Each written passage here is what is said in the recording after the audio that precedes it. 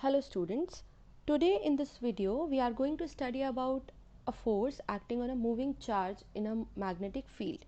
So this idea was first recognized by, or we can say proposed by, a scientist named Hendrik Antoon Lorentz.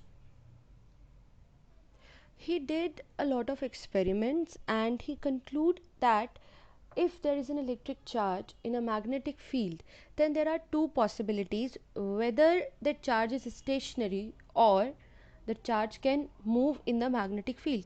So according to him, if the charge particle is moving in the magnetic field, it experiences a force because of that magnetic field, while if the charge particle is stationary, there is no such force acting on that particle.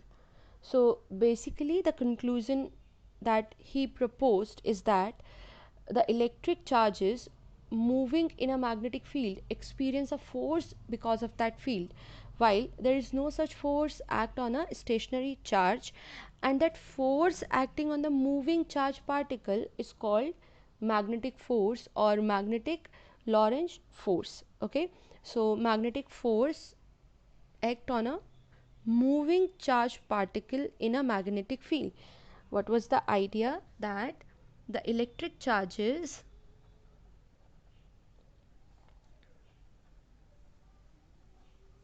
moving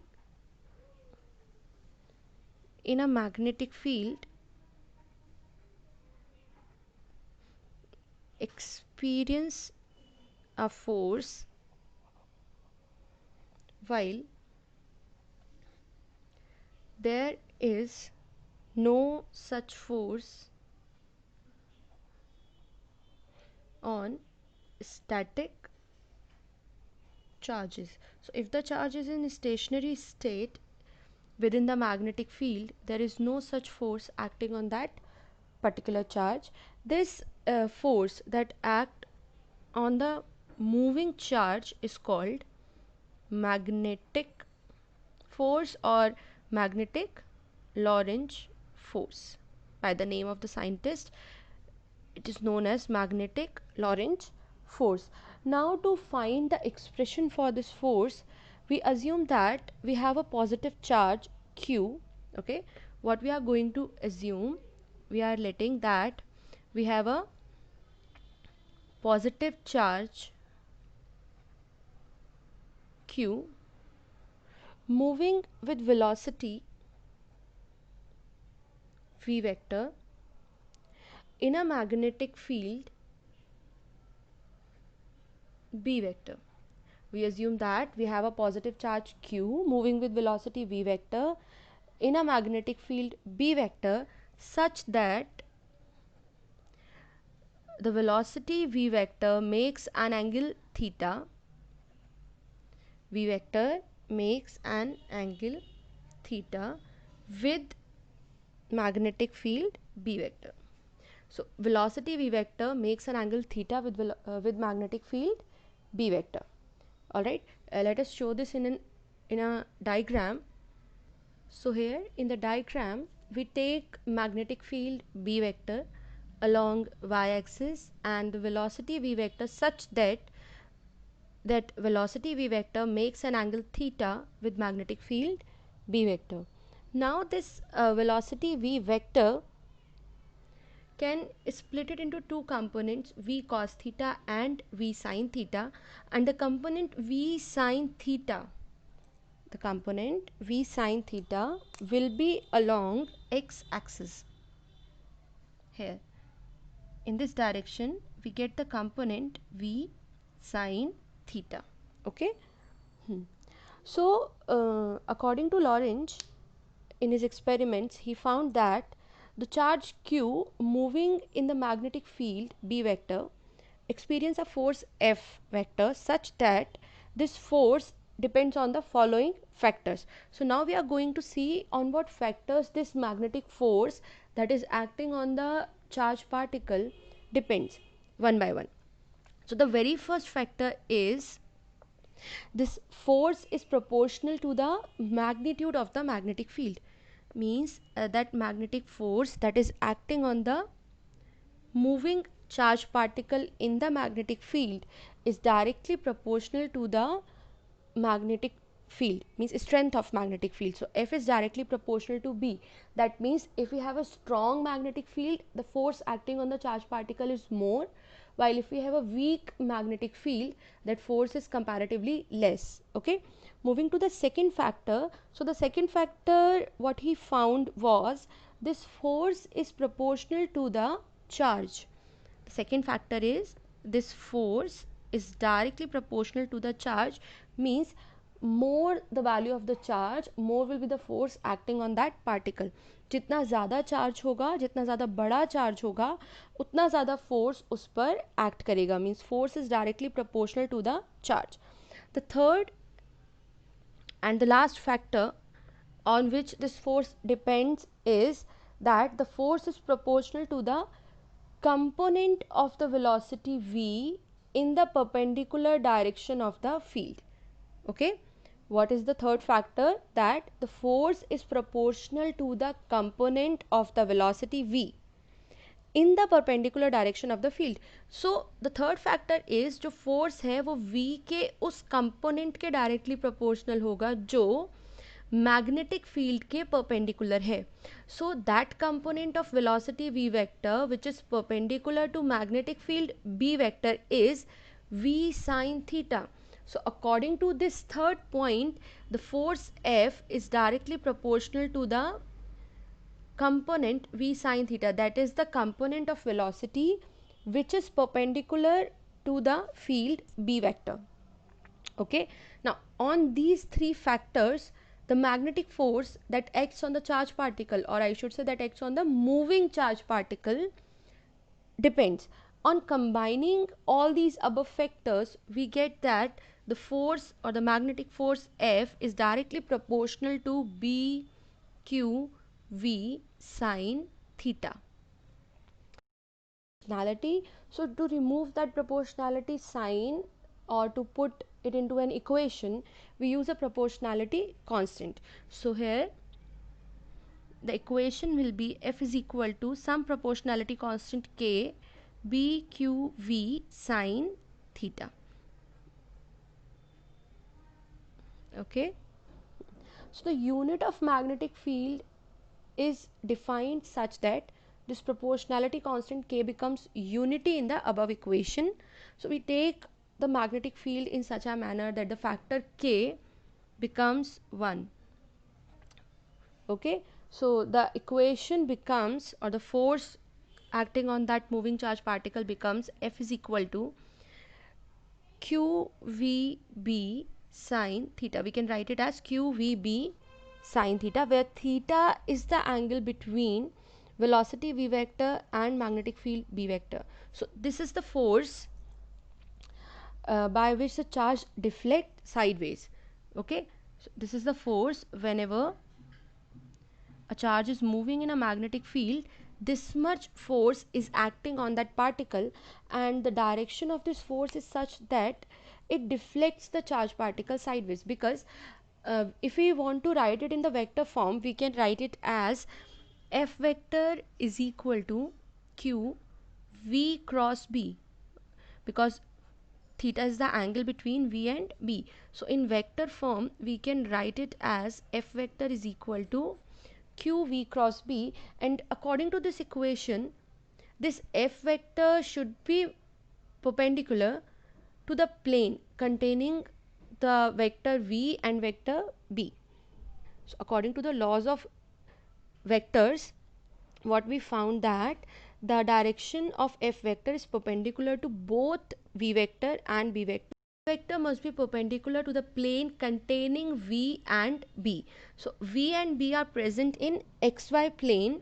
So F vector must be along the axis that is perpendicular to xy plane. So by this we means along z axis. So this is the direction of magnetic Lorentz force, that is F vector acting on that charged particle. So F vector acts in the direction of V cross B, or we should say the direction mutually perpendicular to both V and B, or we can say that the direction that is perpendicular to the plane containing V and B, that is xy plane, and the required direction is along z axis. So this is the required magnetic Lorentz force. Scalar form, or scalar form की जगह we can say that the magnitude, and this is the vector form. Now there are certain special cases for this particular relation. We are going to see that cases one by one. So we get the relation f is equal to qvb sine theta, or f vector is equal to qv cross b. Now let's move to the special cases. So case 1. In case 1, the first consideration is if the charge is stationary, or if the velocity v is equal to 0. So we have already discussed that if the charge is stationary, there is no magnetic force acting on that particular particle. This we can also conclude from this relation. If v is equal to 0, if we put v is equal to 0 in this relation, we get f is equal to 0. That means on a stationary charge there is no force acting because of that magnetic field. So a stationary charge particle doesn't experience any force in a magnetic field. We can write it here as stationary charged particle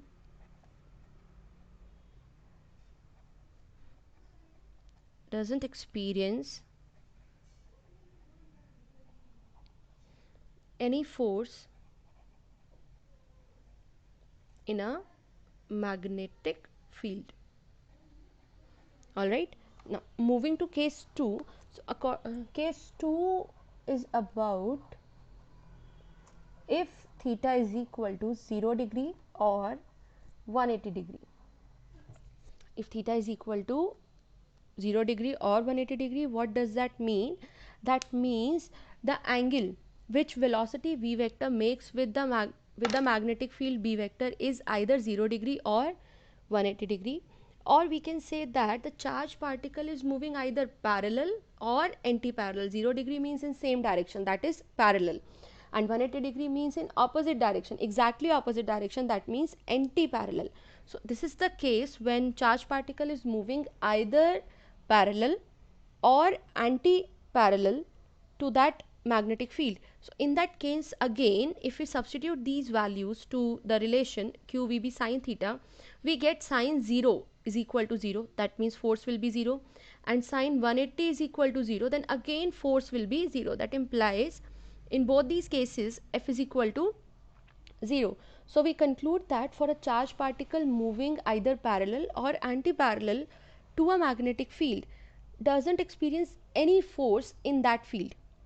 Means if the charge is stationary, there was no force. If the charge is moving but either parallel or anti-parallel to that magnetic field, again the force will be 0. So what we conclude is a charged particle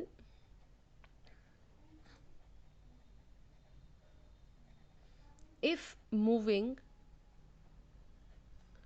either parallel or anti-parallel to a magnetic field, it does not experience any force in the magnetic field. In this case, again the force will be 0. Now moving to case number 3rd. So in case 3rd, we have the possibility if theta is equal to 90 degree. In case 3rd, if theta is equal to 90 degree. So in this case, the charged particle is moving in a direction that is perpendicular to the magnetic field. Means angle theta is equal to 90 degrees. So if we substitute this angle to the value of magnetic force qvb sine theta, that is f is equal to qvb sine 90, we get f is equal to qvb So we conclude that if a charged particle is moving perpendicular to the magnetic force, it experiences the maximum force. From the equation F is equal to qvb sine theta, to get maximum force we have to make this sine theta 1.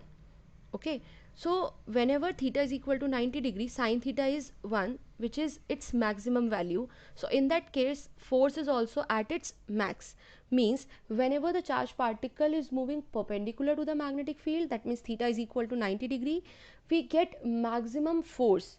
Among all the cases, out of all the cases, you get maximum force when theta is equal to 90 degree. So here this force is actually the maximum force that can be experienced by the charge. So we can say that a charged particle experiences maximum force when it moves perpendicular to the magnetic field. So a charged particle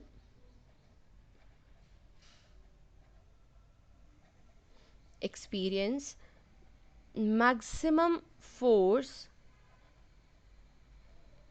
when it moves perpendicular to the magnetic field. Alright, so this was about the magnitude of the force. What force acting on that charged particle that is moving in the magnetic field. This is about the magnitude of that force. Now there are certain rules, or I should say there are two main rules by which we can find the direction of force on a charged particle moving perpendicular to the magnetic field. So if we have a charged particle that is moving perpendicular to a magnetic field, means it is following the case third, because in other these two cases there is no force acting on that particle. So if the charged particle is moving at right angle or perpendicular to the magnetic field, the direction of force that is acting on that charged particle can be determined by using two rules. These two rules are Fleming's left hand rule, and the second one is right hand palm rule. So we are going to discuss these rules one by one. Okay, so now we are going to discuss about the rules which are helpful to find the direction of force on a charged particle moving perpendicular to the magnetic field. So there are two such rules, that is Fleming's left hand rule and second is right hand rule or right hand palm rule. We call it as both right hand rule or right hand palm rule. So first we are going to discuss about Fleming's left hand rule. Fleming's left hand rule. Okay, for this we are going to use our left hand such. So to understand Fleming's left hand rule, we have to take our left hand and mark our fingers like this. Okay, so forefinger is going to represent the magnetic field B vector, middle finger is going to represent the current or velocity of the charged particle V vector. Okay, so this is the velocity of the charged particle, and the thumb is showing the direction of the force. So thumb is showing the direction of force, forefinger is showing the direction of magnetic field B vector, and this central finger is going to represent current or the direction of positive charge particle, motion of positive charge particle, that is the velocity of positive charge particle. Now we have to arrange this hand like this. Okay, when we arrange it like this, these two are perpendicular to each other. That means this direction of magnetic field and the direction of motion of the charged particle, these two are perpendicular to each other. Now this was our case that we are going to find the direction of force on a charged particle moving perpendicular to the magnetic field. So this charged particle is now perpendicular to the magnetic field. Then in this case the direction in which our thumb points is the direction of the force acting on that particle. The direction in which this thumb is stretched, thumb of our left hand points, is the direction of the force acting on that moving charge particle. So we can state this rule as stretch the thumb and first two fingers of left hand mutually perpendicular to each other,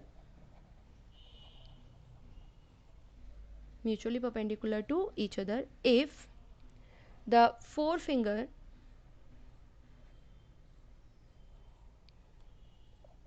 points in the direction of magnetic field and central finger points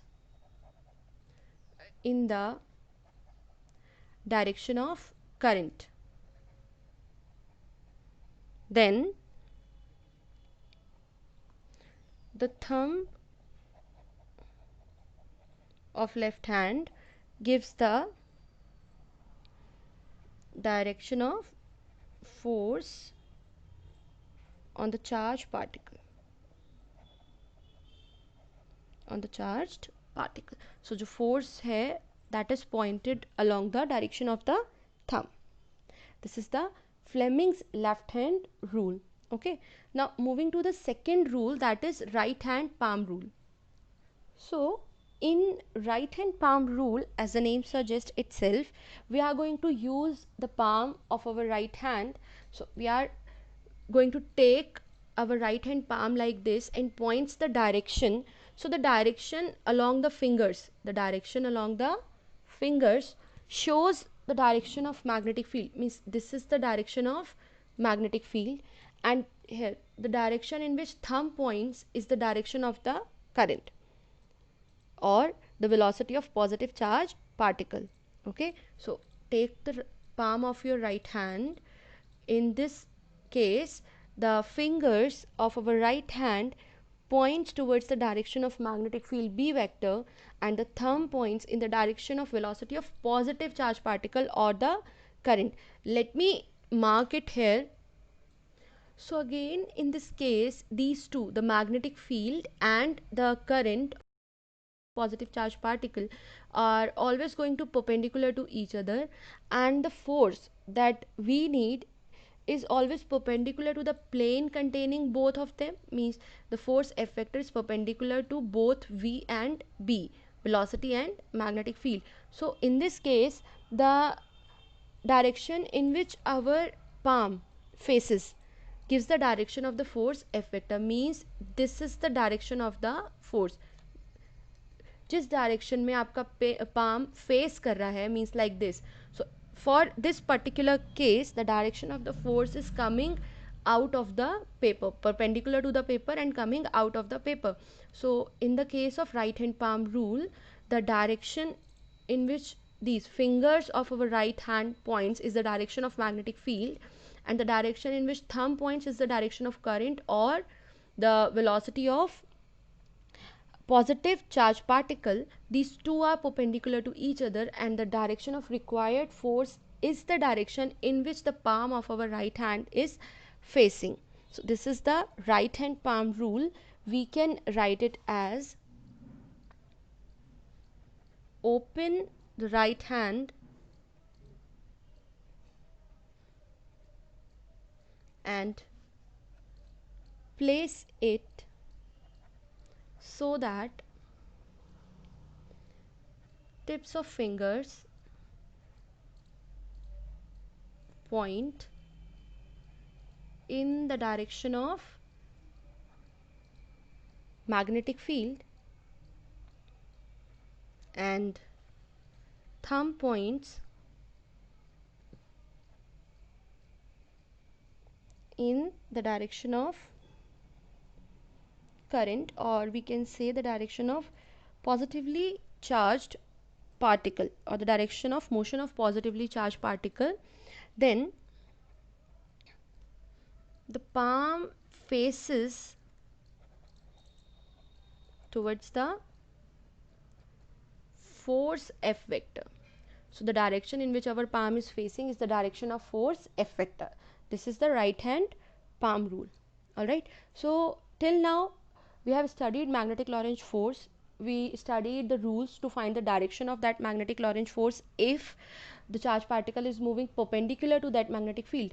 These two laws are only valid in the case in which charged particle is moving perpendicular to magnetic field, or if the magnetic field B vector and the velocity V vector has an angle of 90 degree between them. So what we have studied, we can conclude it and we can define magnetic field with the help of this discussion. So let us define magnetic field using this formula F is equal to BQV sine theta. So how we can define magnetic field due to this formula is, so according to the formula F is equal to BQV sine theta. If you want to find magnetic field using this, we get B is equal to F upon QV sine theta.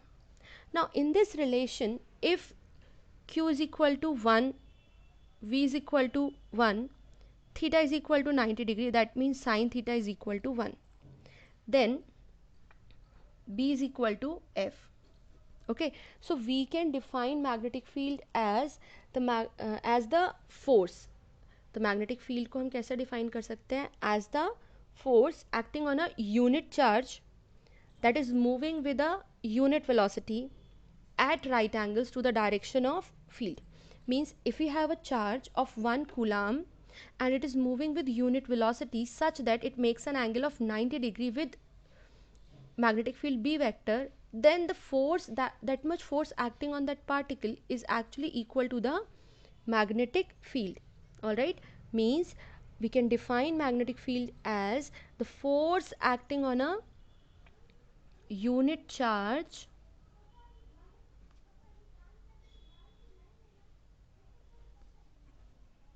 moving with unit velocity at right angles to the direction of field. This is the definition of magnetic field. We can also find the SI unit using this relation. So let us find the SI unit using this relation. So the relation is B is equal to F upon QV sine theta. If you want to find the SI unit of B, then we have to substitute all the SI units at right hand side. So for force it is 1 Newton, for charge it is 1 coulomb, for velocity it is 1 meter per second, and we are doing this in case of sine 90 or any other case, but there is no unit in case of sine theta. It will be something constant, some number, जो भी आपका theta का value होगा उसके according. So what we get, SI unit of B will be Newton second coulomb meter, or we can write it as, we can write coulomb per second, Q upon T, as ampere. So it becomes Newton per ampere per meter, or Newton ampere inverse meter inverse, or we named it as Tesla. Okay, so 1 Newton ampere inverse meter inverse is actually the SI unit of magnetic field B, which we named as 1 Tesla. This is the SI unit of magnetic field. So we can define 1 Tesla as the magnetic field in which a charge of 1 coulomb moving with a velocity of 1 meter per second at right angles to the field and experience a force of 1 Newton. So what we can define, that 1 Tesla is that much of magnetic field when 1 coulomb of charge moving with 1 meter per second velocity at right angles to the magnetic field experience a force of 1 Newton. Then in that case the magnetic field is called 1 Tesla. We can also find the dimensions of B or magnetic field using this formula. So for the dimensions we have force, dimensions of Q, dimensions of V, and dimensions of sine theta.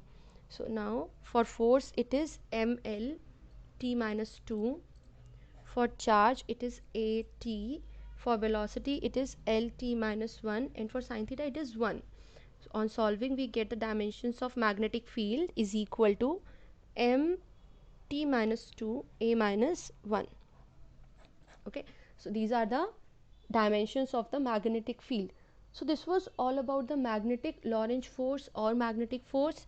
In our further videos we are going to cover more topics, that is the Lorentz force and work done by a magnetic force on a charged particle or motion of a charged particle in a uniform magnetic field. So for all these topics, stay tuned, keep studying and stay safe. Thank you.